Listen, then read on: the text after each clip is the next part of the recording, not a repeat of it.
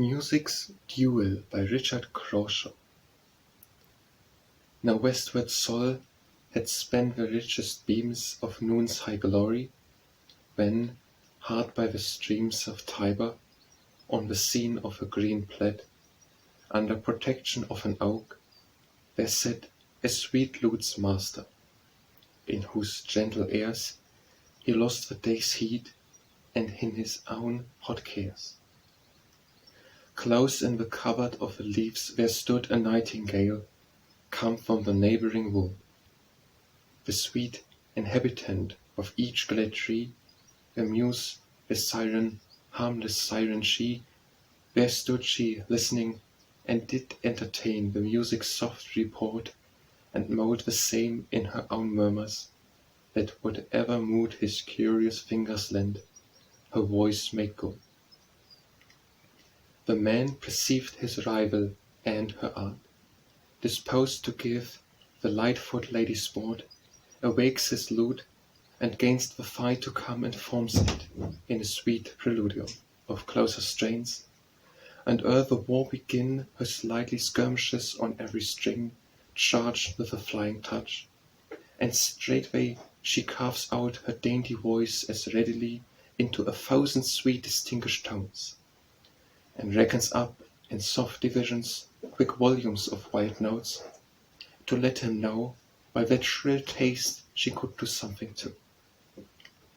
His nimble hands' instinct then taught each string at the capering cheerfulness, and made them sing to their own dance. Now, negligently the rage, he throws his arm, and with a long-drawn dash blends all together, then distinctly trips from this to that, then, quick returning, skips and snatches this again and pauses there. She measures every measure, everywhere meets art with art, sometimes, as if in doubt, not perfect yet, and fearing to be out, trails her plain ditty in one long-spun note through the sleek passage of her open throat. A clear, unwrinkled song. Then doeth she pointed with tender accents, and severely jointed by short diminutives that, being reared in controverting warbles evenly shared, with her sweet self she wrangles. He, amazed that from so small a channel should be raised the torrent of a voice, whose melody could melt to such a sweet variety, strains higher yet, that tickled the rare art, the tattling strings, each breathing in his part, most kindly do fall out. The grumbling bass in surely groans disdains the treble's grace, the high-perched treble chirps at this, and chides until his finger, moderator, hides and closes the sweet wall, rousing all, hoarse, shrill at once, as when the trumpets call hot mass to the harvest of death's field, and woo men's hearts into their hands. This lesson, too, she gives him back, her subtle breast thrills out sharp airs and staggers in a warbling doubt of dallying sweetness, hoovers o'er her skill, and folds his waved notes with a trembling bill, the pliant series of her slippery song. Then starts she suddenly into a throng of short thick sobs, whose thundering volleys float and roll themselves over her lubric throat in panting murmurs. Stilled out of her breast, that ever-bubbling spring, the sugared nest of her delicious soul, that there does lie, bathing in streams of liquid melody, music's best sea-plot. When in ribboned airs a golden-headed harvest fairly rears his honey-dropping tops, ploughed by her breath, which there reciprocally laboureth, in that sweet soil it seems hardly choir, founded to the name of great Apollo's lyre, whose silver roof rings with the springly notes of sweet-lipped angel imps that swill their throats in cream of morning halcyon, and then prefer soft anthems to the ears of men, to woo them from their beds, still murmuring that men can sleep while they their matins sing. Most divine service, whose so early lay prevents the eyelids of her blushing day, where might you hear her kindle her soft voice in the close murmur of her sparkling noise, and lay the groundwork of her hopeful song. still keeping in the forward stream so long till a sweet whirlwind, striving to get out, heaves her soft bosom, wanders round about, and makes a pretty earthquake in her breast. Till the fledged notes at length forsake the nest, fluttering in wanton shoals, and to the sky winged with their own wild echoes prattling fry. She opes the floodgates, and lets loose a tide of streaming sweetness, which in state doth ride on the waved back of every swelling strain, rising and falling in a pompous train.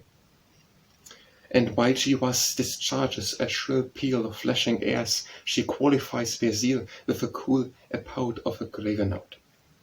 Thus high, thus low, as if her silver throat would reach the brazen voice of war's hoarse bird, her little soul is ravished, and so poured into loose ecstasies that she is placed above herself, music's enthusiast.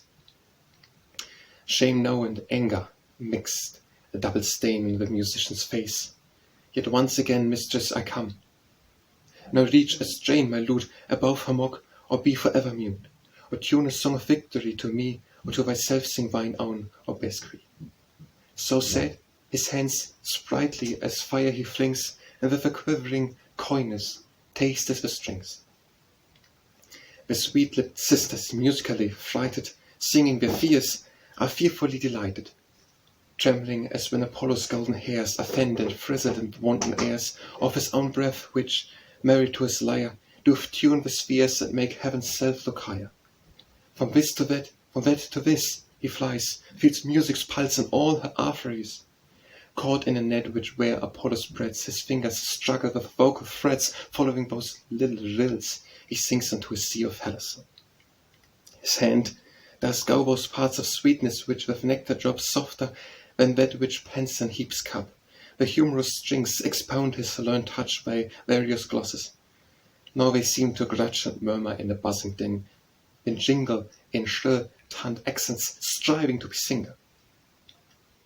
Every smooth turn, every delicious stroke gives life to some new grace. Thus doeth he invoke sweetness by all her names. Thus, bravely thus, fraught with a fury so harmonious, the lute's light genius now does proudly rise, heaved on the surges of swollen rhapsodies, whose flourish meteor-like doth curl the air, the flash of high-born fancies. Here and there dancing in lofty measures, and anon creeps on the soft touch of a tender tone, whose trembling murmurs, melting in wild airs, runs to and fro complaining his sweet cares. Because those precious mysteries that dwell in music's ravished soul he dare not tell, but whisper to the world. Thus do they vary each string his note, as if they meant to carry their master's blessed soul, snatched out at his ears by strong ecstasy.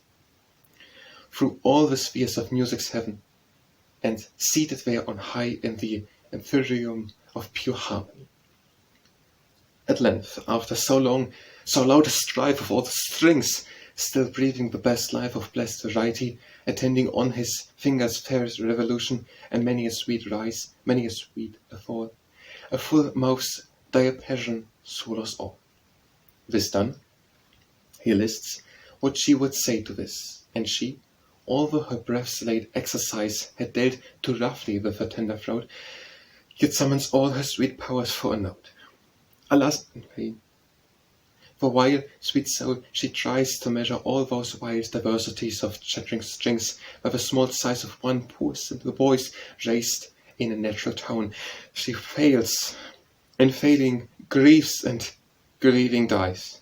She dies, and leaves her life a victor's prize, falling upon his lute.